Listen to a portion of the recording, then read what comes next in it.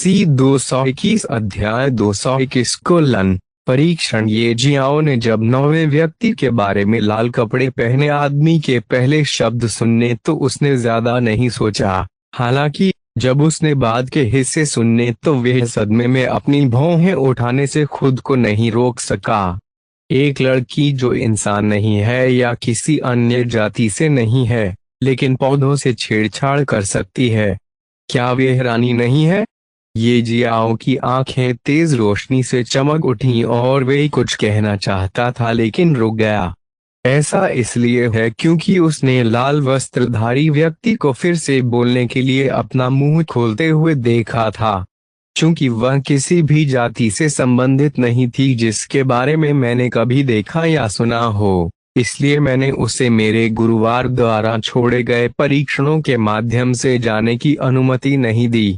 मेरे गुरुवार ने मुझसे कहा था कि किसी भी संदिग्ध व्यक्ति को परीक्षण से गुजरने और उसके द्वारा छोड़ी गई कोई चीज प्राप्त करने से रोकें। पीछे ये जियाओ ने भौहें चढ़ा ली और सोचा कि लाल लबादे वाले आदमी ने निष्पक्षता से काम नहीं किया, सिर्फ इसलिए कि वह किसी भी जाति से संबंधित नहीं थी। उसे परीक्षण से गुजरने और कुछ भी प्राप्त करने से मना कर दिया गया था जो एक बार अराजकता के राजा से संबंधित था। इसमें कोई आश्चर्य नहीं कि वह इतनी क्रोधित हो गई कि उसने इस असंख्य विमान आयामों के एक नोड को नष्ट कर दिया। लेकिन फिर जब ये जियाओ ने इसके बारे में सोचा तो वे आश्चर्यचकित हुए बिना नहीं रह सका। रानी कितनी शक्तिशाली हो गई है। जब उसने स्वर्ग छोड़ा तो वे केवल एक दिव्य ईश्वर क्षेत्र की योद्धा थी, हालांकि अब वह एक मूल संलयन संप्रभु बन गई है। इसके अलावा एक अत्यंत शक्तिशाली लाल वस्त्रधारी व्यक्ति के अनुसार किसी भी मूल संलयन संप्रभु क्षेत्र योद्धा के लिए असंख्य विमान पर्वतों के नोड को नष्ट करना लगभग असंभव है। हालांकि रानी ऐसा करने में सक्षम थी। वह वास्तव में अद्वितीय क्षमताओं वाली एक अद्वितीय व्यक्ति हैं। स्वर्ग ने एक बहुत ही अजीब प्राणी को जन्म दिया है। अब जब उसने इसके बारे में सोचा तो ये जियाओ फिर से चौंक गया। ऐसा इसलिए है क्योंकि अपने जन्म के क्षण से लेकर अब तक उसने जो कुछ भी अनुभव किया था वह सब जुड़ा हुआ था। इसकी योजना किसी ने बनाई थी। कहीं ऐसा तो नहीं कि रानी भी इस योजना का हिस्सा हो? आखिरकार शुरू से ही उनकी यात्रा में रानी उनके साथ थी और अंततः रानी के साथ स्वर्ग की सीमा छोड़ दी। और अब वह यहाँ फिर से रानी के बारे में सीख रहा था। यह जानना होगा कि अराजकता अत्यंत विशाल और असीम है। अलग होने के बाद यह बहुत संभव है कि आप किसी दोस्त या परिवार के बारे में कभी न जान सकें। लेकिन यह जियाओ अब रानी के बारे में फिर से सीख रहा था। और लिनहाओ भी हैं। वह लिनहाओ को भी उसकी यात्रा की शुरुआत से ही जानता है। इसके अलावा लिनहाओ को एक निश्चित अवधि के लिए स्वर्ग में उनका प्रतिद्वंद्वी कहा जा सकता है। सर्वोच्च प्राचीन शैतानों द्वारा लाए गए अराजक जानवरों और प्राचीन शैतानों के खिलाफ स्वर्ग के लिए लड़ते समय लिनहाओ ने भी एक महत्वपूर्ण भूमिका निभाई। और अब लिनहाओ सुबह के सितारों की भूमि पर आए और वे लिनहाओ को इल्यूसरी स्पिरिट गेट पर भेजने के लिए भी संयोगवश आया। अब जब ये जियाओ इसके बारे में सोचता है तो यह मानना कि यह महज एक संयोग है उसकी मूर्खता होगी।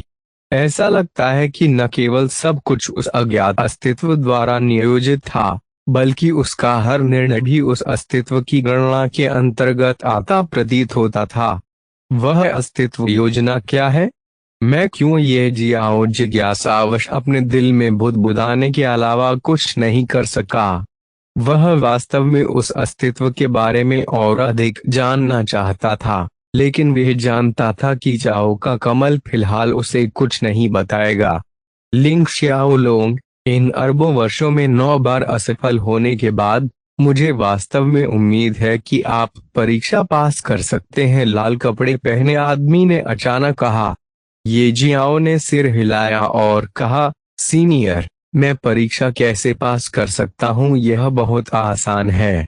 आपकी पहली परीक्षा मुझे हराना है, लाल कपड़े पहने आदमी ने कहा। क्या ये जियाओ थोड़ा स्तब्ध था। उन्हें उम्मीद नहीं थी कि पहले टेस्ट में वे लाल कपड़े पहने व्यक्ति को हरा देंगे। यह कैसे संभव हुआ?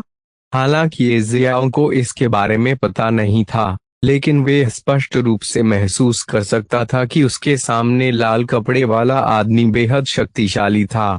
उसे यह भी लग रहा था कि ब्रह्मांड की शक्ति से भी वे इस आदमी को हरा नहीं पाएगा। क्योंकि मामला यही है, वह संभवतः सफल कैसे हो सकता है?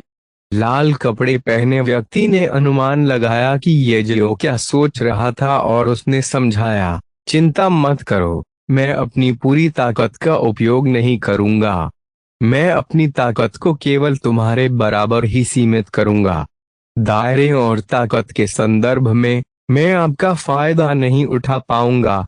हालांकि रूल्स ऑफ कैओस के बारे में मेरी समझ आपसे ज्यादा मजबूत है। इसके अलावा मुझे प्रोफाउंड ट्रूथ ऑफ रूल्स का भी समर्थन प्राप्त है। हालांकि मैं इसके खिलाफ लड़ाई में इसका इस्तेमाल नहीं करूंगा। साथ ही मेरी तलवार बहुत तेज है और सभी पहलुओं में तेज। मैं तुम्हें आसानी से कुचल सकता हूँ। ये जियाओ ने यह सुनने के बाद उसके चेहरे पर शानदार मुस्कान आ गई। यदि यह कोई अन्य व्यक्ति होता तो यह परीक्षण वास्तव में कुछ हद तक असामान्य होने की हद तक कठिन होता। हालांकि ये जियो के लिए, चाहे वह कोई भी हो, जब तक उनके पास उसके जैसा ही खेती का आधार है, वे उन सभी को हराने में आश्वस्त था। निस्संदेह वह इतना आश्वस्त नहीं होता अगर लाल कपड़े पहने व्यक्ति ने गहन सत्य की अपनी समझ का भी उपयोग करना चुना होता। उस वक्त कहानी कुछ और होती और वे हम मन ही मन फूट फूट कर मुस्कुरा रहा होता। लेकिन निश्चित रूप से ये जियाओ ने लाल कपड़े वाले व्यक्ति को तुरंत हराने की योजना नहीं बनाई थी। वह स्थिति के अनुसार खेलेंगे। इतने सारे धोखे सहने के बाद उसने एक बात सीख ली थी और वो ये कि किसी पर भी पूरी तरह भरोसा नहीं करना चाहिए। इसलिए वह लाल कपड़े पहने व्यक्ति को अपनी पूरी क्षमता और ताकत दिखाने का जोखिम नहीं उठा सकता था, खासकर तब जब वह जानता हो कि वह वास्तव में प्रतिद्वंद्वी से बहुत कमजोर है। अपना सिर हिलाते हुए ये जियो ने फिर से पूछा, वरिष्ठ, क्या मैं पूछ सकता हूँ कि परीक्षा पास करने के लिए आपको किस तरह की शर्तों को पूरा करना होगा? अगर मुझे पता है कि शर्तें क्या हैं, तो कम से कम मेरे दिल में एक स्पष्ट लक्ष्य है। लाल कपड़े पहने आदमी मुस्कुराया। लिंग शियाओलोंग, आप काफी स्मार्ट हैं। आप यह पूछना जानते हैं। बुरा नहीं है, आपके पास एक स्पष्ट लक्ष्य है। इस तरह आपका दिल परीक्षण के दौरान बिखर नहीं जाएगा और यह अभी भी बहुत महत्वपूर्ण है। चूंकि आपने पूछा, मैं आपको बताऊंगा।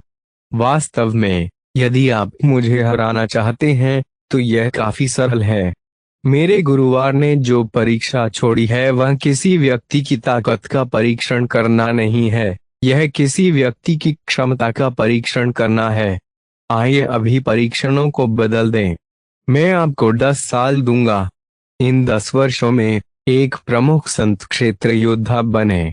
आमतौर पर ऐसा करने में सैकड़ों या हजारों साल लग सकते हैं। हालांकि यदि आप निगल जाते हैं मिस्टिक इंक रूट्स, आप 10 वर्षों में आसानी से ग्रेट सेंट दायरे तक पहुंच सकते हैं और पहले के विपरीत केवल अपनी जीवन शक्ति और जीवन शक्ति को बढ़ाने और पुनः भरने पर ध्यान केंद्रित करने के बजाय अराजकता के नियमों को समझने का प्रयास करें। जब तक आप 10 वर्षों में एक महान संत बन सकते हैं, तब तक आपको पहली परीक्षा उत्तीर्ण करने वाला माना जा सकता है। उसके बाद हम लड़ेंगे। यह आपकी दूसरी परीक्षा होगी। जब तक आप मुझे हरा सकते हैं, मैं आपको दूसरी परीक्षा पास करने दे सकता हूँ। मैंने पहले ही आपके लिए इस शर्त को बहुत कम कर दिया है। इस अवसर को अच्छी तरह से लें, लेकिन इसके लिए नहीं मंजूर किया गया। ये शब्द सुनकर ये जियाओ आश्चर्यचकित रह गया। उसे उम्मीद नहीं थी कि जंगल में पैर रखते ही लाल कपड़े वाला आदमी उस पर नजर रखेगा, लेकिन फिर उसने समझ में अपना सिर हिलाया। आखिरकार यह आदमी असंख्य विमान आयामों का संरक्षक था। उसे पता होना चाहिए कि हजारों गुप्त क्षेत्रों को जोड़ने वाले इन आयामों में हर जगह क्या हो रहा है। वह यह भी जानता था कि लाल कपड़े वाला आदमी सही कह रहा है। आमतौर पर उन्हें भी एक महान संत बनने में लगभग 100 साल लगेंगे। हालांकि हाथ में खजाना होने पर यह एक अलग कहानी है। हालांकि वह पहले ही माइनर सेंट दायरे के अंतिम चरण में पहुंच चुका था, वह अपने चरम पर नहीं था।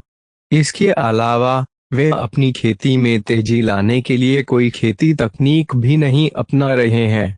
खैर, अब जबकि दानव सम्राट का खतरा पहले ही हल हो चुका है, वे पूर्ण अंधकार सम्राट सूत्र की खेती जारी रख सकता है।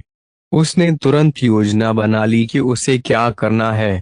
वह पहले परम अंधकार सम्राट सूत्र की खेती करेगा और फिर देखेगा कि स्थिति कैसी होती है। परिस्थिति के अनुसार जरूरत पड़ने पर वह मिस्टिक इंक फ्रूट्स को भी निगल जाएगा। मैं समझता हूँ, ये जियाओ ने सिर हिलाया और लाल कपड़े पहने आदमी से सहमति जताई। अच्छा, ये जियाओ के सहमत होने के बाद लाल कपड़े पहने व्यक्ति ने संतुष्टि में अपना सिर हिलाया। फिर उसने अपना हाथ लहराया और इशारा किया कि ये जियाओ खेती करना शुरू कर सकता है। साथ ही वह यह भी सोचने लगा कि उसने इस असंख्य विमान आयामों की रखवाली में कितने साल बिताए। यह बहुत लंबा कर दिया है। ताकत विकसित करने और उसमें सुधार करने में सक्षम हुए बिना अरबों वर्षों तक एक ही स्थान पर रहना बहुत कठिन है। यदि उसके गुरुवार ने उसे असंख्य समतल आयामों की रक्षा करने के लिए नहीं कहा होता, तो उसने बहुत पहले ही इस आयाम को छोड़ दिया होता। उसने ये जियाओ की ओर देखा और अपने दिल में आह भरी। ये जियाओ से पहले 9 लोग हो चुके हैं और सच कहा जाए तो लाल कपड़े वाला आदमी उसके बारे में ज्यादा आशावादी नहीं था। पब फ्यूचर द्वारा विज्ञापन को फायदान आपके लिए और अधिक अध्याय लाने में सहायता के लिए हमारा समर्थन करें। संपर्क करें साइट मैप दान करें सीड 122 अध्याय 222 गुतियान हाव और अन्य की परेशानी। जबकि ये जियाओ एक अलग स्थानिक क्षेत्र में खेती करने में व्यस्त था। यह स्थानिक क्षेत्र शांत लग रहा था, लेकिन इस शांत वातावरण के नीचे काली लहरें उठ रही थीं और वातावरण अजीब था। ऐसा इसलिए है क्योंकि इस स्थानिक क्षेत्र पर वर्तमान में स्वर्गीय राक्षसों का झुंड मंडरा रहा था, जो इस स्थान में प्रवेश करने वाले मनुष्यों के खिलाफ युद्ध छेड़ रहे थे। ऐसा भी लगता है कि मनुष्यों की रक्षात्मक पंक्ति को कभी कभी इन स्वर्गीय राक्षसों के प्रभाव का सामना करना पड़ा।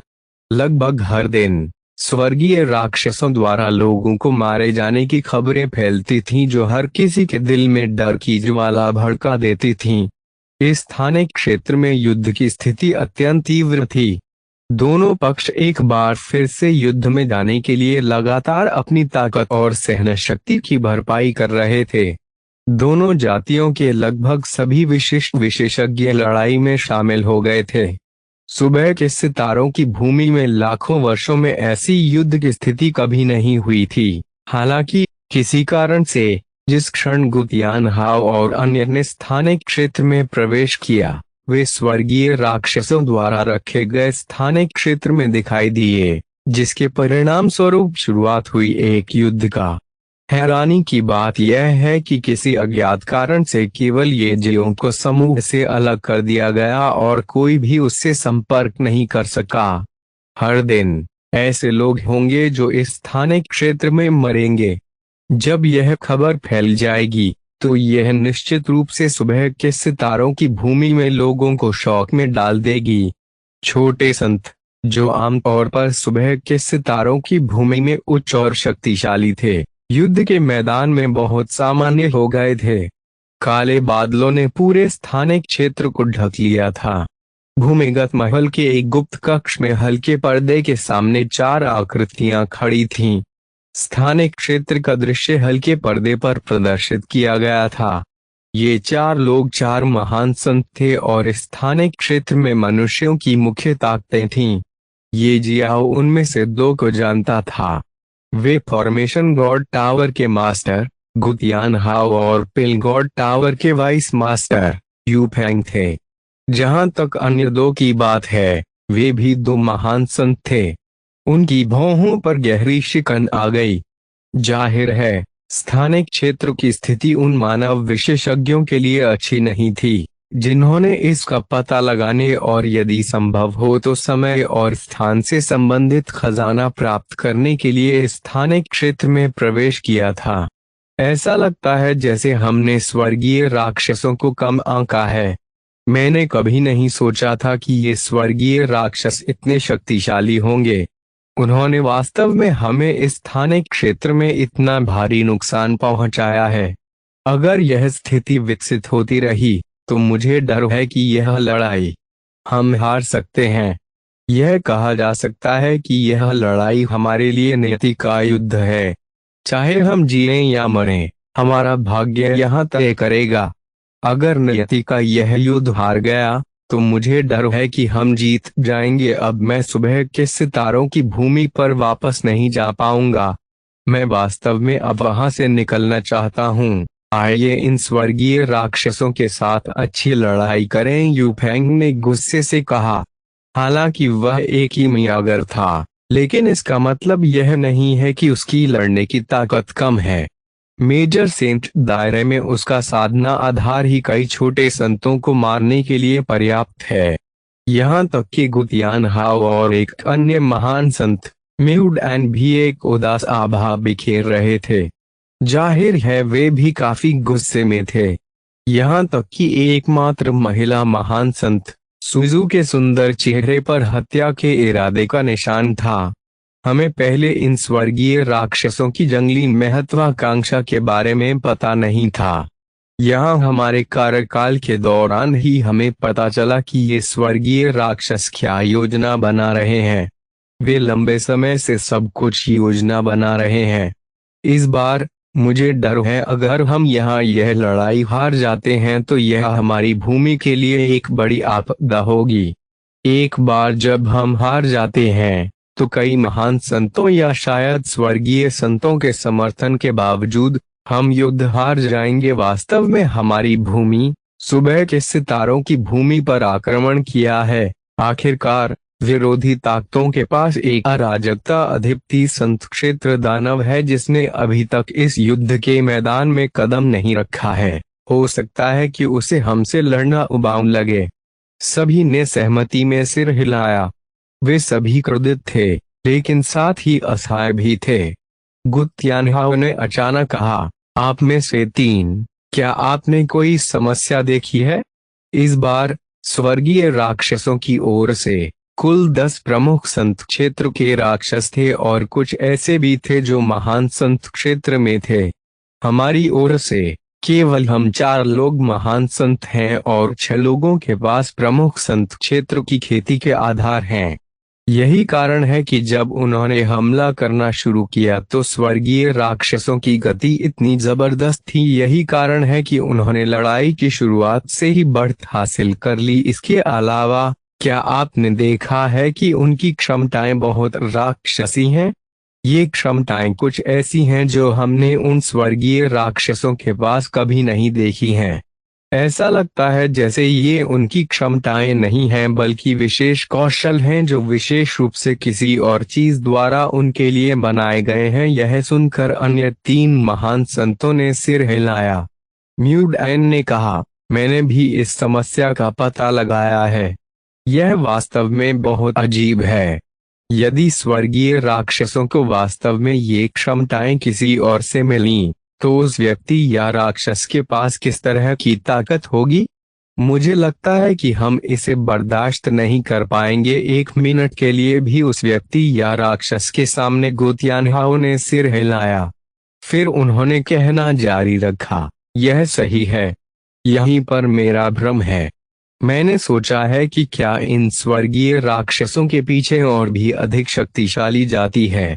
लेकिन अगर वास्तव में कोई अधिक शक्तिशाली जाति है तो वे सीधे तौर पर क्यों नहीं हैं चालों का उपयोग करने और आक्रमण के लिए स्वर्गीय राक्षसों को भेजने के बजाय हमारी भूमि पर हमला करना। अन्य तीन महान संतों ने फिर गंभीरता से सिर हिलाया।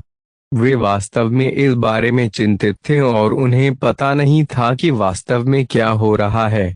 यू फेंग ने अचानक कहा, मास्टर गु, वर्तमान स्थिति को देखते हुए मुझे डर है कि हमें इस लड़ाई में अपनी पूरी ताकत लगानी होगी।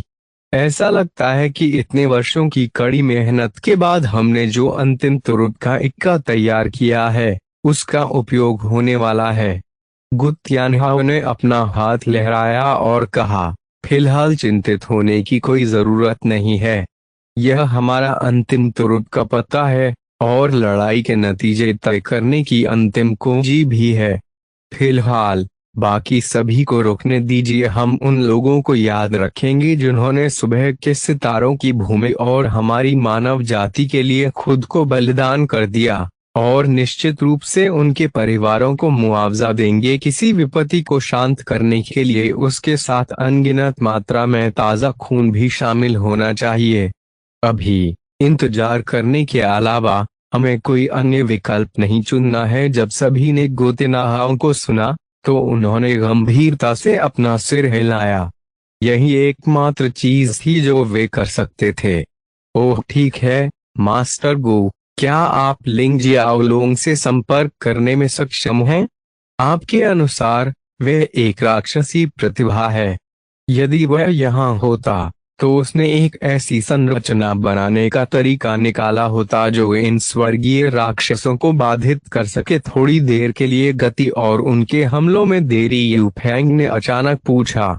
यह सुनकर गु तियानहाओ फूट फूट कर हंसा। उसने अपना सिर हिलाया और बोला, मुझे नहीं पता कि उसके साथ क्या हुआ। हमारे साथ स्थानिक डोमेन के अंदर कदम रखने के बाद वह अचानक गायब हो गया। इतने साल हो गए, यहाँ तक कि मैंने उसे जो संचार टोकन दिया था उसने भी कभी जवाब नहीं दिया। वह या तो बहुत है हमसे बहुत दूर एक अलग स्थानिक क्षेत्र में, या वह पहले ही मर चुका है। मुझे नहीं पता कि सच्चाई क्या है, लेकिन मैं वास्तव में आशा करता हूँ कि लिंग शियाओलिंग जीवित और स्वस्थ हैं। सुजू ने इस समय कहा, आइए हम उस प्रतिभाशाली लिंग शियाओलोंग के बारे में बात न करें। हमें इस बात पर ध्यान केंद्रित करना चाहिए कि हमारे सामने क्या है और इस आपदा से कैसे निपटना है। म्यूडाइन ने सिर हिलाया और सुजू की बातों का समर्थन किया। उन्होंने यह भी कहा, हाँ लेडी सु सही है, लेकिन केवल तभी जब हम समय और स्थान से संबंधित खजाने के स्थान का पता लगा सकें। उस समय हम उस खजाने को प्राप्त करने के लिए कुछ भी कर सकते थे, और एक बार वे खजाना हमारे हाथ में है हम आसानी से इन स्वर्गीय राक्षसों की देखभाल करने में सक्षम होंगे। हाँ यह सच है, यू फेंग ने सिर हिलाया। फिर उन्होंने आप भरी, केवल अगर हमें पहले से पता होता कि स्थानिक क्षेत्र की उपस्थिति स्वर्गीय राक्षस कर रहे हैं और ये स्वर्गीय राक्षस लाखों वर्षों के बाद एक बार फिर हमारी भूमि पर आक्रमण करने की योजना बना रहे हैं, हम कम से कम इसके लिए तैयार रहते। यहाँ इसकी मदद नहीं की जा सकी। गु तियानहाओ ने आकाश की ओर देखा और तीन लोगों के सुनने के लिए इतनी ऊंची आवाज में बुदबुदाया, लाखों साल पहले आखिरी युद्ध हारने के बाद ये स्वर्गीय राक्षस तब से स्थानिक क्षेत्र में छिपे हुए हैं और अपने अगले कदम की योजना बना रहे हैं। कैसे, क्या हम उनकी योजना के बारे में जान सकते थे? वे कभी भी सुबह के सितारों की भूमि पर नहीं थे। को फायदान आपके लिए और अधिक अध्याय लाने में सहायता के लिए हमारा समर्थन करें। संपर्क करें _साइट मैप दान करें सीड्स और 23 अध्याय 223 ये जियों की खेती की अवधि पब फ्यूचर द्वारा विज्ञापन जीपीटी अब स्टॉक अल विश्लेषण और आपको बताएं कि कब खरीदना या बेचना है। 380 स्थानिक क्षेत्र में जो अज्ञात की एक विशाल दुनिया प्रतीत होती थी, ये जियाओ को एक ऊबड़ खाबड़ पत्थर के मंच पर क्रॉस लेग बैठे देखा जा सकता था। यह पत्थर का मंच पिछले वाले के बगल में बनाया गया था, जहां अनगिनत अराजक जानवरों को ये जीवों को विकसित करने के लिए लाल वस्त्र पहने आदमी द्वारा फंसाया गया था। हवा एक सुस्पष्ट आभा से भरी हुई थी और वातावरण स्वयं ऊर्जा से गुनगुनाता हुआ प्रतीत हो रहा था। जब वह अपनी खेती में तल्लीन हो गया तो उसकी आंखें कसकर बंद हो गईं। जैसे ही ये जियाओ ने ध्यान केंद्रित किया, प्रतीकों और पैटर्न की एक जटिल श्रृंखला रहस्यमय तरीके से प्रकट हुई और उसके शरीर को ढक लिया, जो एक मंद भूरे रंग के साथ चमक रहा था। उसने गहरी सांस ली। उसकी सांसें आसपास की ऊर्जा के प्रवाह के साथ तालमेल बिठाने लगीं। उसके हाथों ने जटिल मुहरें बनाई और उसकी उंगलियां उसके शरीर की सतह पर एक नृत्य के समान पैटर्न में घूम रही थीं। प्रतीकों और पैटर्न की यह श्रृंखला वास्तव में एब्सोल्यूट डार्कनेस सम्राट सूत्र की खेती का परिणाम थी, जो कि दानव सम्राट से ये जियो द्वारा प्राप्त की गई एक खेती तकनीक थी। ये जियाओ ने इस तकनीक को मोटे तौर पर केवल एक बार ही विकसित किया था और इसके बाद उन्होंने इसे दोबारा कभी नहीं छुआ। हालांकि अब जब वे इसे दोबारा उगा सकते हैं, तो उन्होंने इसे नजरअंदाज न करने का फैसला किया। आखिरकार इससे कोई फर्क नहीं पड़ता कि वह कैओस ऊर्जा का उपभोग कर सकता है और किसी साधना तकनीक को प्रसारित किए बिना खेती कर सकता है। खेती की तकनीक की मदद से एक कृषक की यात्रा बहुत आसान हो जाती है।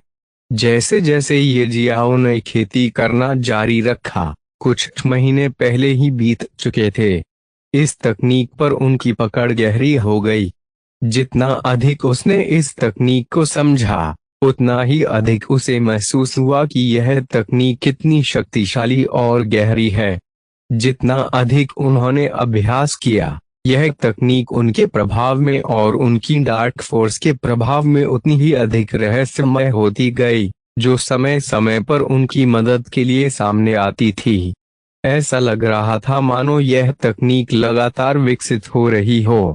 शायद विकास प्रकार की साधना तकनीक इसी तरह काम करती है। जितना अधिक आप समझेंगे, यह उतना ही गहरा होता जाएगा और यह चक्र एक कभी न खत्म होने वाला चक्र बनता है। ये जियाओं की रगों में परम अंधकार सम्राट सूत्र उमड़ पड़ा। परिसंचरण के प्रत्येक चक्र ने उसके आसपास की दुनिया से ऊर्जा खींची, इसे तरल अंधेरे की धाराओं की तरह अपने मेरिडियन के माध्यम से फनल किया। साथ ही यह प्रतीकों की एक रहस्यमय श्रृंखला की उपस्थिति का कारण बन रहा था, जो ये जियों की त्वचा के ऊपर घूम रहा था। वह तकनीक के शक्तिशाली सार को अपने शरीर में प्रवाहित होते हुए अपनी प्रत्येक कोशिका को स्फूर्तिदायक महसूस कर सकता था। हालांकि साधना का मार्ग कभी भी आसान नहीं था। जैसे जैसे ये जियाओ अभ्यास में गहराई से उतरता गया, उसे बाधाओं का सामना करना पड़ा जिसने उसकी सीमाओं का परीक्षण किया।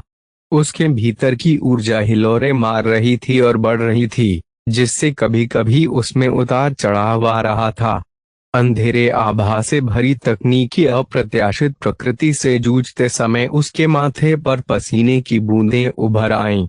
पूर्ण अंधकार सम्राट सुरुत्रा की खेती में उनकी प्रगति को उनके द्वारा समझे गए अंधेरे के नियम के सीधे आनुपातिक कहा जा सकता है। उसे आगे खींचने के लिए रस्सी के रूप में डार्क फोर्स के साथ वे एब्सोल्यूट डार्कनेस सम्राट सूत्र की प्रकृति और यह कैसे काम करता है, इसे समझने में और अधिक गहराई तक जा रहा था। यह कहा जा सकता है कि यदि वे इस तकनीक का विकास जारी रखता, तो वे इसे इसके निर्माता दानव सम्राट से बेहतर समझ सकता था। पब फ्यूचर द्वारा विज्ञापन दूरी में लाल वस्त्र में एक वर्णक्रमीय आकृति चुपचाप हवा में तैर रही थी। उसकी आंखें ये जियाओ पर टिकी हुई थीं। लाल वस्त्रधारी व्यक्ति की निगाहों में एक रहस्यमय गहराई थी। उसकी हर गतिविधि रहस्य में डूबी हुई थी। ऐसा लगता था मानो उनकी उपस्थिति ने ही पर्यावरण पर एक अदृश्य दबाव डाल दिया हो। ये जियाओ की भौहें सिकुड़ गईं। बढ़ती चुनौती के बावजूद उनका ध्यान बरकरार रहा। वह लाल लबादे वाले आदमी की उपस्थिति को महसूस कर सकता था, जो उसके सामने आने वाले कार्य की हमेशा याद दिलाता था। हालांकि 10 वर्षों में एक प्रमुख संत बनना बेहद कठिन और लगभग असंभव कार्य कहा जाता है, लेकिन ये जियाओ के पास कुछ ऐसा करने का एक अकथनीय दृढ़ संकल्प था जो दूसरों के लिए असंभव है। केवल इसी से वे अराजकता के लोगों से एक कदम दूर रह सकता था। जैसे ही ये जियाओ ने अपनी खेती जारी रखी, तनाव के कारण उसका शरीर थोड़ा कांपने लगा। उसके भीतर ऊर्जा की लहरें उठीं, जो उसकी इंद्रियों को अभिभूत करने की धमकी दे रही थीं। ऐसा कहा जा सकता है कि मेजर सेंट दायरे को तोड़ना ये जियों के लिए डेसिडेरियम बन गया है। वह अपनी सफलता को तुरंत पूरा करना चाहता था, हालांकि उसे खेती में आगे बढ़ना बेहद मुश्किल लग रहा था। जैसे जैसे समय बीता गया, ये जियाओं को यह भी एहसास हुआ कि खेती के लिए 10 साल बहुत कम है। हो सकता है कि वह पहला कार्य पूरा न कर पाए। इससे पहले जब लाल वस्त्रधारी व्यक्ति ने उसे यह काम दिया, तो ये जियाओ ने सोचा कि हालांकि अन्य लोगों के लिए इसे पूरा करना बेहद मुश्किल हो सकता है, वे अपनी अस्पष्ट चालों के कारण ऐसा करने में सक्षम हो सकता है। जहां जरूरत पड़ने पर वे आसानी से अराजकता ऊर्जा का उपभोग कर सकता है। हालांकि अब जाकर उसे समझ आया कि इस क्षेत्र में वे ऐसा नहीं कर सकता। उसे सामान्य रूप से साधना करनी होगी, और ऐसा इसलिए हो सकता है क्योंकि यह लाल वस्त्रधारी व्यक्ति द्वारा उसे दिया गया पहला कार्य है। पता चला कि यह कार्य पूरा करना उतना आसान नहीं है जितना उसने पहले सोचा था। शायद क्योंकि परम अंधकार सम्राट सूत्र लगातार विकसित हो रहा था, सिर्फ 2 साल की खेती के बाद ये जियों को इसकी खेती करने में असुविधा महसूस होने लगी। यह और अधिक चुनौतीपूर्ण होने लगा, लेकिन फिर भी उन्होंने कभी हार नहीं मानी। उसने अपने दांत पीस लिए और असुविधा का मुकाबला किया। उसकी हरकतें अधिक जानबूझकर और नियंत्रित होगी। ऐसा लग रहा था कि आसपास का वातावरण उसके प्रयासों का जवाब दे रहा है। अंतरिक्ष का ताना बाना ये जियाओं के शरीर के भीतर बढ़ती शक्ति की प्रतिक्रिया में तरंगित हो रहा है। समय धुंधले ढंग से बीत रहा था, जिसे केवल ये जियाओं की सांसों की स्थिर लय और उसे ढकने वाली अलौकिक चमक से पहचाना जा सकता था। वह तकनीक के प्रत्येक चक्र में अपनी आंतरिक शक्ति और दृढ़ संकल्प को शामिल करते हुए लगे रहे। पूर्ण अंधकार सम्राट सूत्र को विकसित करना अब तक ये जियों के लिए एक कठिन चुनौती बन चुका है, लेकिन ये जियो ने झुकने से इनकार कर दिया। आखिरकार ये जियाओं की चाल धीमी होने लगी। उसकी सांसें धीमी हो गईं और उसके शरीर से थकावट की आभा फैल गई। बड़े प्रयास से उसने धीरे धीरे अपना साधना अभ्यास रोक दिया। जैसे ही वे आगे की ओर झुका, उसके हाथ उसकी बगल में गिर गए। अब फ्यूचर द्वारा विज्ञापन लाल वस्त्रधारी व्यक्ति निश्चल रहा। उसकी निगाहें अविचल रहीं और उसने ये जियाओं के हर संघर्ष और जीत को देखा। उसकी अभिव्यक्ति से कुछ भी पता नहीं चला, लेकिन उसकी आंखों में अनुमोदन की एक अंतर्निहित भावना झिलमिलाती हुई प्रतीत हुई। ये जियाओ जोर से हाँफ रहा था। उसके नीचे पत्थर के मंच पर पसीने की बूंदें टपक रही थीं। वह जानता था कि यह साधना सत्र केवल शुरुआत थी। उसके कठिन रास्ते पर एक कदम मात्र था। परम अंधकार सम्राट सूत्र में अपार संभावनाएं थीं, लेकिन उस शक्ति का उपयोग करने के लिए एक अटूट भावना और अटल दृढ़ संकल्प की आवश्यकता थी।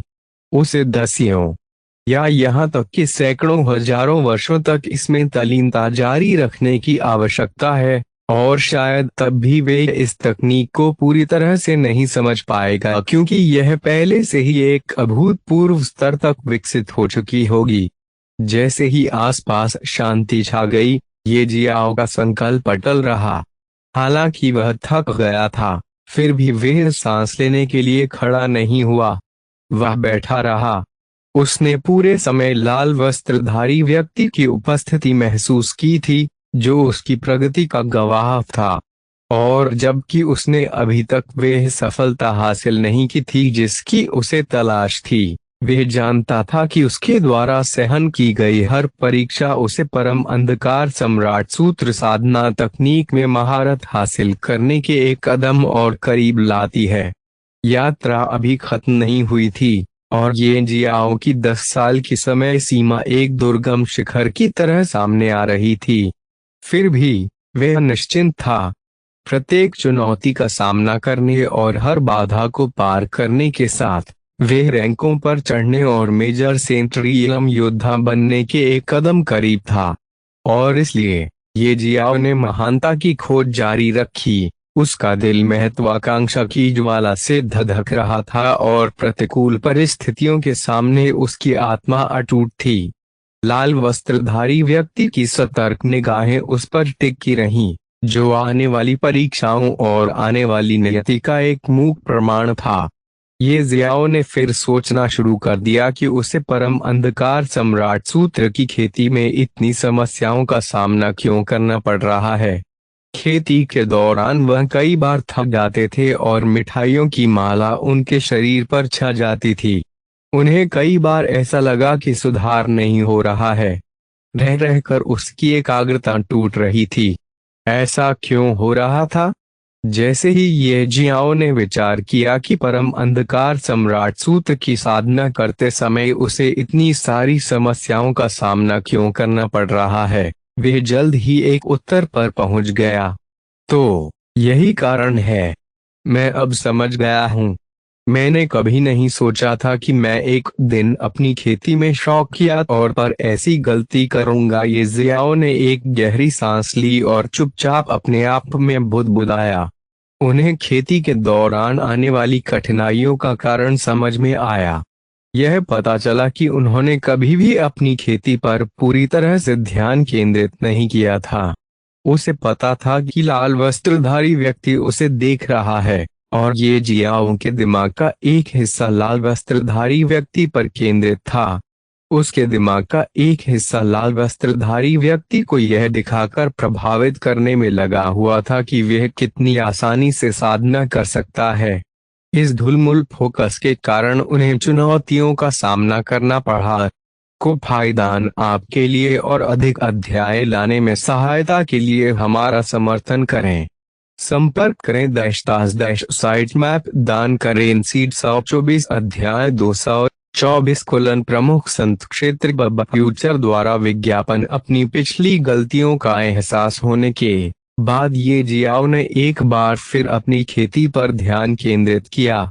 इस बार उसने उस लाल कपड़े पहने आदमी पर ज्यादा ध्यान नहीं दिया जो उसे देखता रहा। उन्होंने अपनी खेती पर ध्यान केंद्रित किया।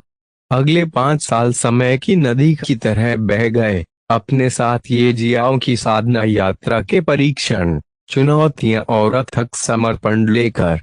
जिस ऊबड़ खाबड़ पत्थर के मंच पर वे बैठते थे, उस पर अब उनके अटूट दृढ़ संकल्प के निशान हैं, जो कि केंद्रित अभ्यास में बिताए गए अनगिनत घंटों से बने हैं। इन वर्षों के दौरान ये जियाओ की साधना विकसित हुई थी। पूर्ण अंधकार सम्राट सूत्र में उनकी महारत हर गुजरते दिन के साथ गहरी होती जा रही थी। डार्क फोर्स पर उसका नियंत्रण और अधिक परिष्कृत हो गया था और उसके शरीर में सूक्ष्म परिवर्तन हुए थे। उसकी आंखें पहले अनिश्चितता से घिरी हुई थीं, अब एक नए आत्मविश्वास से चमक रही हैं, जो उसके द्वारा की गई प्रगति का प्रतिबिंब है। इन सभी वर्षों में लाल वस्त्रधारी व्यक्ति एक मूक पर्यवेक्षक बना रहा। उसकी उपस्थिति ये जियाओ के प्रयासों के लिए एक निरंतर पृष्ठभूमि की तरह थी। अपने हृदय की गहराइयों में लाल वस्त्रधारी व्यक्ति शांत अनुमोदन में बुदबुदाया। वह ये जियाओ की अटूट प्रतिबद्धता और अपनी खेती में उठाए गए कदमों पर आश्चर्यचकित था।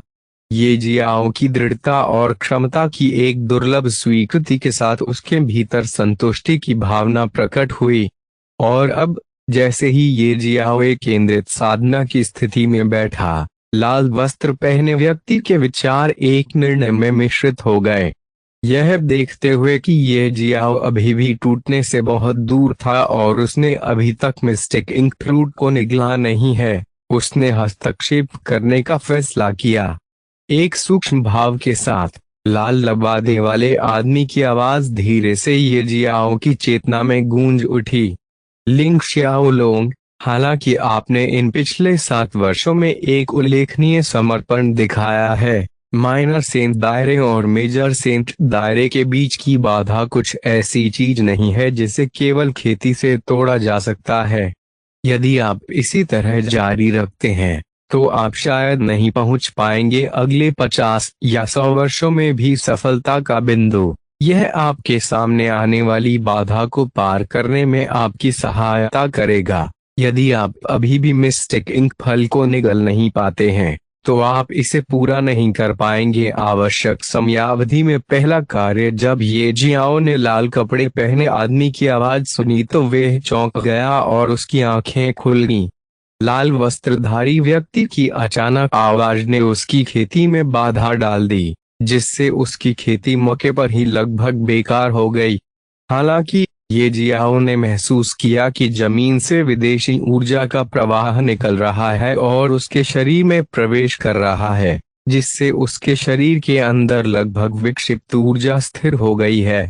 ऐसा लगता है कि यह असंख्य विमान आयाम, जो अराजकता के पिछले राजा द्वारा बनाया गया था, नहीं चाहता कि ये जियों को कुछ हो, और इसीलिए इसने उसकी मदद की। लेकिन क्यों?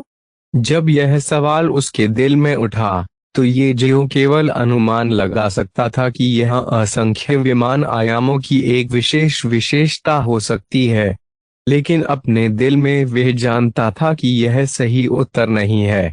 अब फ्यूचर द्वारा विज्ञापन ऐसा इसलिए है क्योंकि अराजकता आपकी खेती को अनियंत्रित नहीं होने देती है, और अराजकता के भीतर मौजूद कोई भी चीज अराजकता के खिलाफ नहीं जा सकती है।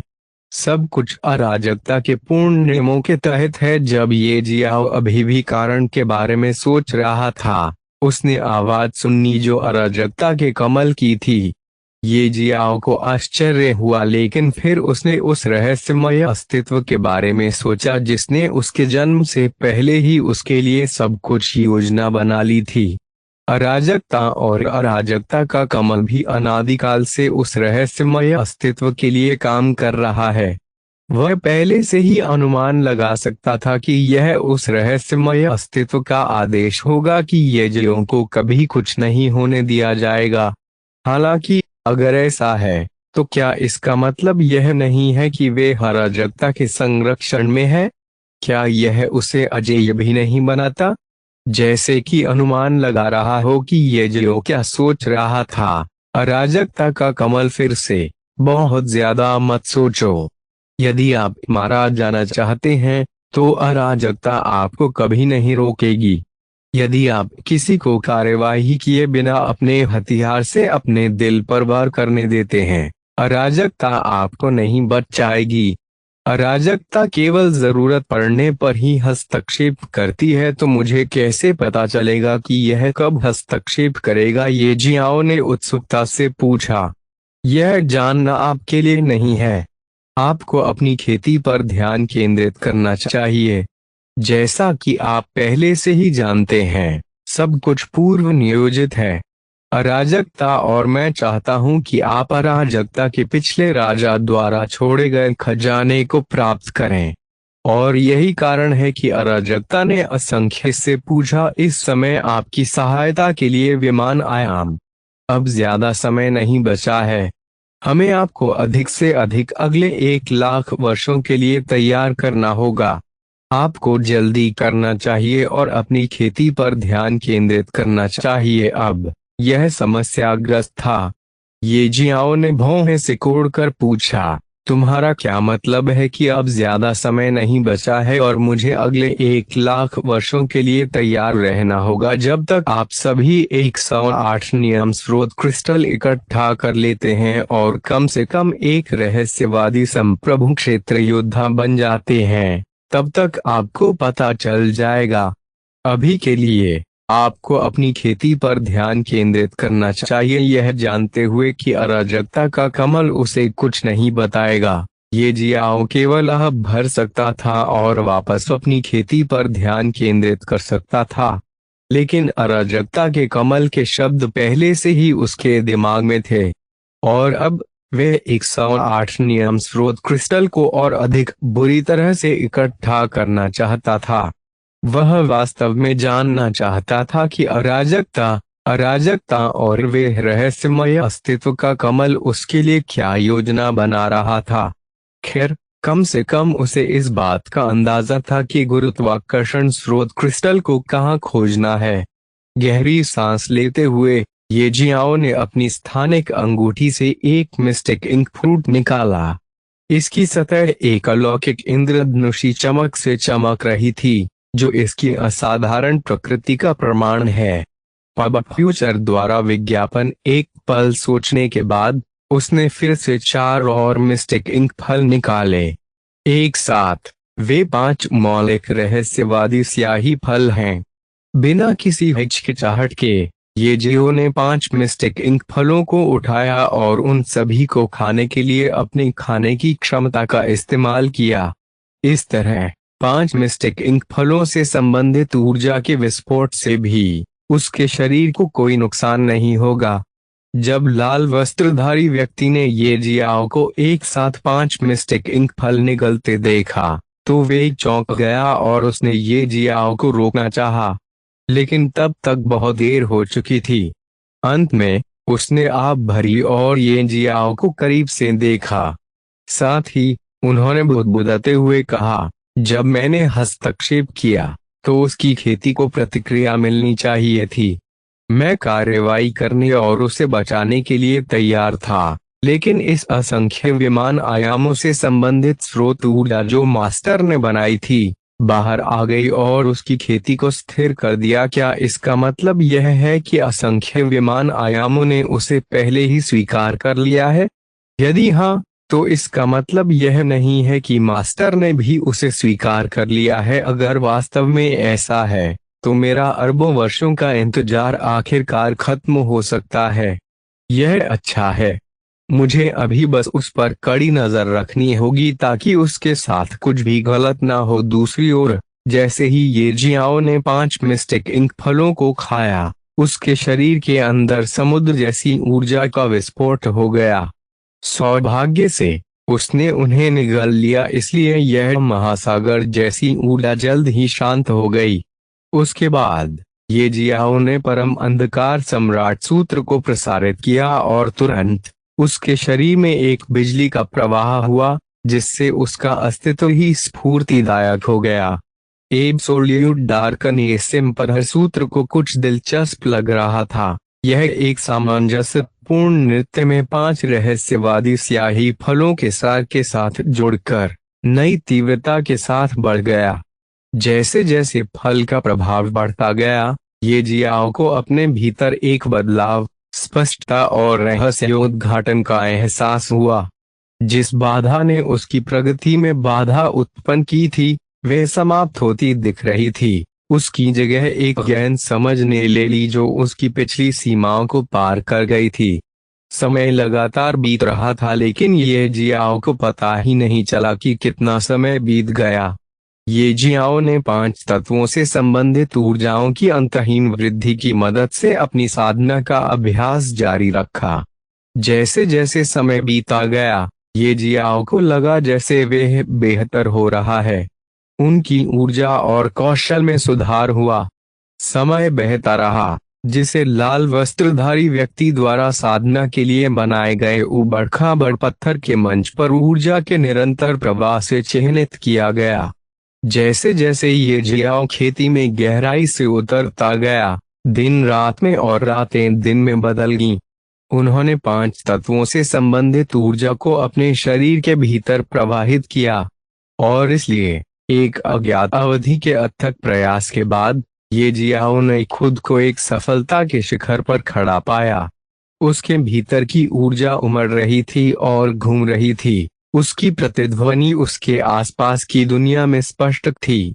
लेट स्टेज माइनर सेंट दायरे की सीमाएं उसके दृढ़ संकल्प के वजन से कांपने लगीं, जिसे पार करने की इच्छा थी। फिर अज्ञात अवधि की कठिन साधना के बाद कुछ आश्चर्यजनक घटित हुआ। ये जियाओ ने एक बाधा को तोड़ दिया और उच्च स्तर पर पहुंच गया। उसकी आभा पहले से कहीं अधिक मजबूत लग रही थी और वह एक चमकदार रोशनी से घिरा हुआ था। यह ऐसा था जैसे वह शक्ति के एक नए स्तर पर पहुंच गया हो। जब तेज रोशनी फीकी पड़ गई तो ये जियाओ को अलग महसूस हुआ। वह एक मजबूत योद्धा बन गया था। वह टूट गया और एक प्रमुख संत बन गया। अब आखिरकार वे हर बाधा को पार करने में कामयाब रहा और प्रमुख संतों के दायरे में कदम रखा। पब फ्यूचर द्वारा विज्ञापन को फायदान आपके लिए और अधिक अध्याय लाने में सहायता के लिए हमारा समर्थन करें। संपर्क करें साइट मैप दान करें सीड 125 CH 225 काला एवं सफेद रेगिस्तान। पब फ्यूचर द्वारा विज्ञापन। जबकि ये जियाओ ने अपनी खेती में प्रगति की एक अन्य आकृति को जंगल से गुजरते हुए देखा जा सकता था। यह व्यक्ति हान जियांग था। जैसे ही हान जियांग ने रहस्यमय जंगल के माध्यम से अपनी यात्रा जारी रखी, वे अनिश्चितता और आकर्षण का मिश्रण महसूस करते हुए चुपचाप चलता रहा। इस रहस्यमय असंख्य विमान आयामों में प्रकट हुए उन्हें 1 साल हो गया है। हालांकि वे अब भी समय समय पर आश्चर्यचकित रह जाते हैं। वह पहले से ही इस जंगल में 1 साल से था और केवल अब ऊंचे पेड़ कम होने लगे थे और उसके सामने एक धुंधली सीमा थी जो सफेद कोहरे की दीवार की तरह लग रही थी। ऐसा लगा जैसे परिचित को पीछे छोड़कर एक अलग दुनिया में कदम रख रहा हूँ। हान जियांग द्वारा उठाए गए प्रत्येक कदम से एक धीमी प्रतिध्वनि होती थी और जल्द ही वह जंगल के किनारे पर पहुंच गया। सफेद धुंध हवा में छाई रही जिससे दूर तक देखना मुश्किल हो गया। यह धुंध वैसी ही थी जैसी ये जियाओ ने झेली थी, जहां जंगल एक रहस्यमयी धुंध में विलीन होता दिख रहा था। अब असंख्य विमान आयामों के बारे में अजीब बात यह थी कि हान जियांग को यहाँ आए केवल 1 वर्ष हुआ है। हालांकि इस स्थान पर ये जियों की उपस्थिति के लगभग 13 साल तो हो चुके हैं। चौंकाने वाली बात यह है कि ये जियाओ हान जियांग की तुलना में बहुत बाद में असंख्य विमान आयामों में दिखाई दिए। कोहरे को देखते हुए हान जियांग खुद से बात करने से खुद को नहीं रोक सका। उसकी आवाज शांत परिवेश के साथ मिल रही थी। तो यहीं पर जंगल समाप्त होता है। पूरे 1 साल तक चलने के बाद मैं आखिरकार इस बिंदु पर आ गया हूँ। उनके शब्दों में आश्चर्य और चिंतन का भाव था। उसने सोचा कि इस अजीब जगह में समय कैसे काम करता है। उसने जंगल के अंदर कई चीजों का अनुभव किया था और इसलिए वह जानता था कि यद्यपि उसने पूरे 1 वर्ष का अनुभव किया था, इस क्षेत्र में अलग अलग स्थानों पर समय अलग अलग तरीके से गुजरा। साहस और जिज्ञासा के मिश्रण के साथ हान जियांग ने कोहरे में सावधानी से कदम बढ़ाया। उसके चारों ओर धुंधली पट्टी हुई थी, ठंडक और थोड़ी नमी महसूस हो रही थी। उसे हवा में कुछ अलग सा महसूस हुआ, मानो वे रहस्यों से भरा हो जो उजागर होने की प्रतीक्षा कर रहा हो। जंगल उसके पीछे था और अब उसे केवल धुंध दिखाई दे रही थी। हान जियांग ने फिर से कहा, इस धुंध में जो दिखता है उससे कहीं अधिक है। यह एक पर्दे की तरह है जिसमें कई रहस्य छिपे हैं जिन्हें हम आसानी से नहीं समझ सकते। पब फ्यूचर द्वारा विज्ञापन। अपना हाथ आगे बढ़ाते हुए उसने देखा जैसे उसकी उंगलियां कोहरे में गायब होगी। अगर समय यहाँ अजीब तरीके से काम करता है तो इस जगह में और क्या रहस्य है? इस धुंध के पीछे क्या छिपा है? वह जोर जोर से सोचने लगा, मानो उम्मीद कर रहा हो कि धुंध उसे जवाब दे सकती है। दृढ़ संकल्प के साथ हान जियांग ने और कदम उठाए, धीरे धीरे कोहरे में गायब हो गया। मैं उस चीज से नहीं डरूंगा जो मैं नहीं जानता हूँ। इसके बजाय मैं इसे अपनाऊंगा। यहाँ कुछ ऐसा है जिसे मुझे खोजने की जरूरत है, कुछ ऐसा जिसे समय रोक नहीं सकता। जैसे जैसे वे धुंध में आगे बढ़ता गया, उसकी आवाज शांत हो गई। उसके शब्द उसके चारों ओर की रहस्यमयी हवा में धुंधले होते जा रहे थे। चाहे इसमें दिन महीने या साल भी लग जाएं, मैं इस जगह का पता लगाऊंगा और इसके रहस्यों का पता लगाऊंगा। यह यात्रा करने लायक है। जैसे जैसे हान जियांग आगे बढ़ता गया, समय बीतता गया, उसके कदम शांत धुंध के साथ मिल रहे थे। कोहरे ने उसे ढक लिया, जिससे उसे देखना कठिन हो गया, लेकिन उसका दृढ़ संकल्प दृढ़ रहा। वह असंख्य विमान आयामों के रहस्यों को उजागर करने की खोज में था, और कुछ भी उसे रोकने वाला नहीं था। और इस तरह हान जियांग की यात्रा जारी रही। उनके विचार और स्वयं के साथ बातचीत हवा में गूंजती थी, क्योंकि वे एक ऐसी जगह में गहराई तक पहुंच गए थे जहां समय उस तरह काम नहीं कर रहा था जैसा उसे करना चाहिए। वह रहस्य का हिस्सा बन गया। उसने कोहरे के पार क्या है इसकी खोज करने और उन उत्तरों को खोजने का दृढ़ संकल्प किया जो उसका इंतजार कर रहे थे। जंगल के अंदर रहने के दौरान उसने देखा कि लू मिंगलू को कैसे मारा गया। ये जगह बेहद रहस्यमयी थी। लू मिंगलू एक ऐसा दुश्मन था जिसे हान जियांग हरा नहीं सकता था, लेकिन उसने देखा कि कितनी आसानी से लू मिंगलू को एक मानव चेहरे वाली मकड़ी ने पूरा निगल लिया था। लू मिंगलू कोई प्रयास भी नहीं कर पा रही थी। हान जियांग के कदम जानबूझकर उठाए गए थे। हर एक कदम उसे अज्ञात की ओर ले जा रहा था। धुंध ने उसे कफन की तरह ढक लिया था। उसका स्पर्श उसकी त्वचा के प्रति ठंडा और रहस्यमय था। उसने महसूस किया कि उसके भीतर प्रत्याशा और जिज्ञासा की भावना पैदा हो रही है, मानो धुंध के पास ही इस आयाम के रहस्यों को खोलने की कुंजी है। उसके दिल की धड़कन के साथ हान जियांग की आवाज ने एक बार फिर चुप्पी तोड़ दी। उसके शब्दों में दृढ़ संकल्प और आश्चर्य का मिश्रण था। मैं इस जगह के रहस्यों से आश्चर्यचकित हुए बिना नहीं रह सकता। ऐसा लगता है जैसे यहाँ समय के अपने नियम हैं। वे आगे बढ़ता रहा। उसकी नजर सामने बदलते परिदृश्य पर टिकी रही। जैसे ही मैं इस धुंध से गुजरता हूँ, मैं आश्चर्यचकित हो जाता हूँ कि आगे क्या होने वाला है। किस तरह के खुलासे मेरा इंतजार कर रहे हैं। मैं किन सच्चाइयों को उजागर करूंगा। वह जितना अधिक बोलता, उतना अधिक उत्साहित होता जाता। बस उन रहस्यों के बारे में सोच रहा था जो उसने पिछले वर्ष में खोजे थे, जिन्होंने उसकी ताकत को दूसरे स्तर तक बढ़ा दिया था और उसकी ताकत में काफी वृद्धि हुई थी। और उन रहस्यों के बारे में जो उसके खुलने का इंतजार कर रहे थे। हान जियांग इस असंख्य विमान की खोज को पूरा करने के अलावा और कुछ नहीं चाहता था। जितनी जल्दी हो सके आयाम अब फ्यूचर द्वारा विज्ञापन ऐसा लग रहा था कि धुंध उसके सवालों का जवाब दे रही थी। उसके चारों ओर लगभग समूहक तरीके से घूम रही थी और नाच रही थी। हान जियांग के कदम स्थिर होते गए। हर गुजरते पल के साथ उसका आत्मविश्वास बढ़ता गया।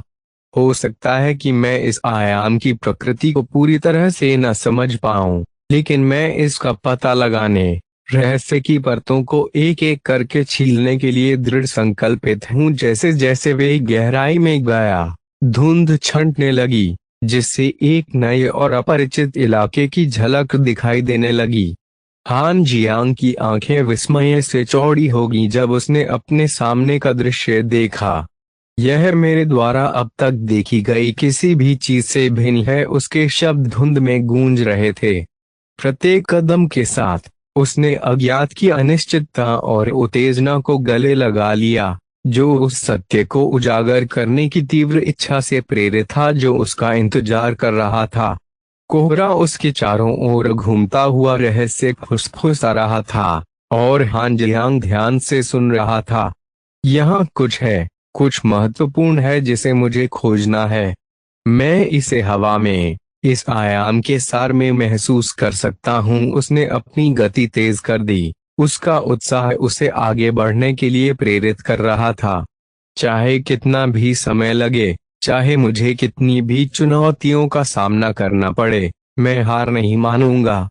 मैं आगे बढ़ता रहूंगा। ऐसा लग रहा था जैसे कोहरा उसके सामने से छंट रहा है, जिससे उसे आगे बढ़ने का रास्ता दिख रहा है। हान जियांग का दिल प्रत्याशा से धड़क रहा था क्योंकि वे हर कदम उठा रहा था, पूरी तरह से उसके सामने आने वाले साहसिक कार्य को स्वीकार कर रहा था। जैसे ही हान जियांग धुंध से बाहर निकला, उसने खुद को एक रेगिस्तान में पाया। लेकिन यह रेगिस्तान उसके द्वारा पहले देखे गए रेगिस्तानों से अलग था। रेत काले और सफेद रंग का मिश्रण थी, एक पहेली की तरह। यहाँ तक कि इस रेगिस्तान में पेड़ भी काले और सफेद थे, मुंह अभिभावकों की तरह खड़े थे। उसके ऊपर के आकाश में भी वही रंग थे, मानो बाकी सारे रंग गायब हो गए हों। इस अजीब दृश्य ने हान जियांग को पूरी तरह से चकित और आश्चर्यचकित कर दिया। उसने कभी ऐसी जगह की कल्पना नहीं की थी, जहां हर चीज काले और सफेद रंगों में हो। जमीन, पेड़ और यहाँ तक कि आकाश सभी रंग से रहित। यह एक ऐसी दुनिया में कदम रखने जैसा था जो उसके बेतहाशा सपनों से परे मौजूद थी। हान जियांग वहीं खड़ा था, अपनी आंखों पर विश्वास नहीं कर पा रहा था और यह समझने की कोशिश कर रहा था कि वह क्या देख रहा है। जैसे जैसे वह रेगिस्तान में आगे बढ़ता गया, काला और सफेद परिदृश्य उसके सामने अंतहीन रूप से फैलता गया। उसके पैरों के नीचे रेत अलग अलग महसूस हुई, बनावट का एक अजीब मिश्रण जिसने अवास्तविक अनुभव को और बढ़ा दिया। पेड़ अपने विपरीत रंगों के साथ लगभग अलौकिक लग रहे थे, किसी काल्पनिक कहानी के प्राणियों की तरह। रंग की अनुपस्थिति ने एक भयानक लेकिन मंत्रमुग्ध कर देने वाला माहौल बना दिया। हान जियांग ने भावनाओं का मिश्रण महसूस किया, आश्चर्य, जिज्ञासा और बेचैनी का संकेत। उसने एक ऐसे क्षेत्र में प्रवेश किया था जिसने उस दुनिया के मानदंडों को खारिज कर दिया था जिसे वह जानता था। एक ऐसी जगह जहां सबसे परिचित तत्व भी रूपांतरित दिखाई देते थे। अपने हर कदम के साथ हान जियांग अपने चारों ओर की काली और सफेद दुनिया की अनूठी सुंदरता से मंत्रमुग्ध होकर इस एक रंगी रेगिस्तान में गहराई तक उतरता गया। वह इस बात से आश्चर्यचकित हुए बिना नहीं रह सका कि जिस तरह से प्रकृति ने एक ऐसे परिदृश्य को चित्रित किया है जो उसके द्वारा अब तक देखे गए किसी भी चीज से इतना अलग है। इस जगह की विचित्रता हान जियांग द्वारा अब तक अनुभव की गई किसी भी चीज से भिन्न थी। उनकी दुनिया को चित्रित करने वाले सामान्य जीवंत रंगों को काले और सफेद रंग के विपरीत रंग से बदल दिया गया। यहाँ तक कि परछाइयां भी उसके साथ चालाकी कर रही थीं, इस तरह नृत्य कर रही थी जैसा उसने पहले कभी नहीं देखा था। यह ऐसा था मानो वास्तविकता ने स्वयं में एक नया रूप ले लिया हो, जिसने दुनिया के बारे में उनकी समझ को चुनौती दी हो। पेड़ हालांकि रंगहीन थे, अपने दोहरे स्वर में एक खास लालित्य रखते थे। उनके पत्ते हवा में सरसराहट कर रहे थे, काले और सफेद रंग की एक सिम्फनी जो भयावह और सुंदर दोनों थी। हान जियांग मदद नहीं कर सका, लेकिन उसने आगे बढ़कर एक पेड़ की छाल को छुआ और अपनी उंगलियों के नीचे की बनावट को महसूस किया। पब फ्यूचर द्वारा विज्ञापन को पायदान आपके लिए और अधिक अध्याय लाने में सहायता के लिए हमारा समर्थन करें। संपर्क करें -- साइट मैप दान करें।